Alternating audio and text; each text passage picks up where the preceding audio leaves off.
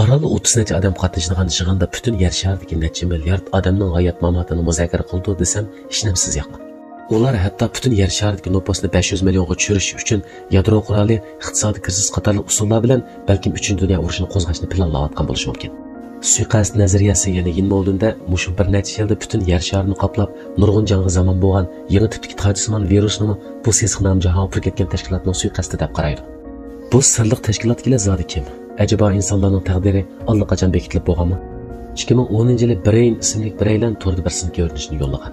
U sin ko'rinishda ma'lum bir yuqori darajali ofitserning uning bir razil planni nomsiz pash qilganligi, buning ichida nurg'un suiqasd nazariyalarining borligini aytgan.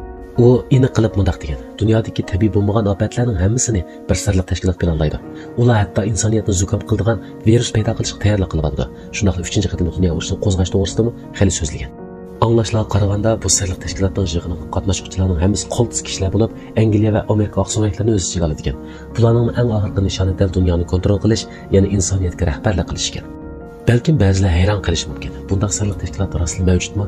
Amaliyotda bu sirliq tashkilot sesiq nom pur ketgan Gungjihui, ya'ni Freemason tashkilotidir. Bu tashkilot haqiqiy mavjud bo'lib qolmasdan, hatto tashkilotning harflarining guruhlanishi Amerika dollarining oq tarafidagi tog' ko'zli kuch bo'longa oshkora besilgan.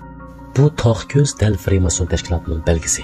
Dastlabki tilga ilingan razil plan dal Anglo-Sakson plandir. Freemason tashkiloti Angliyada barliqqa kelgan sirliq diniy tashkilot bo'lib, yaqingi zamondagi Angliya bilan Amerikaning siyosiy va pul muomalasi orqasiga uyushtirilgan sirliq rahbarlik yadrosi hisoblandi. Ba'zi g'arb tarixshunoslari bu sirliq tashkilotni yaqin 300 yildan buyongi dunyo tarixida bir qator zo'r tarixiy suiqasd voqealarining bosh planliq desa shunday o't bilgisi deb qaraydi. Anglo-Sakson planining asosiy yo'qotish obyekti ranglik eriqlar bo'lib, uning nishoni yer sharidagi 50% dan ortiq nopusni yo'qotish ekan.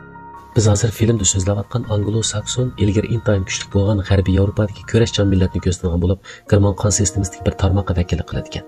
Hali hamma mayli Angliyaliklar yoki Amerikaliklar bo'lsin, hammasi o'zlarini Anglo-Saksonlarning avlodlari deb faxrlandi. Shundaqla bugungi dunyodagi eng kuchli davlat Amerika 4 sho'rkisini boshlab sesiq nomga pur ketgan 5 ko'z ittifoqini tashkil qilgan. Garchi Yangi Zelandiya bilan Kanadaning amaliy kuchi ancha ustun bo'lmasa-mu, lekin yana bu ittifoqning asosiy a'zolari. Suiqasd nazariyasida Titaniklandiq paraxodning cho'kib ketishi, Amerikadagi 2 zo'ngtong va dunyoning boshqa ellaridagi zo'ngtonglarning qasdga uchrashi, dunyoviy buyuk olim Stephen Hawkingning 15 yil avval o'lib ketgan, keyingi sizlar ko'rgan Stephen Mush tashkilot o'qishda yasagan mashina qo'nchoq deydigan ko'z qarashlar mavjud.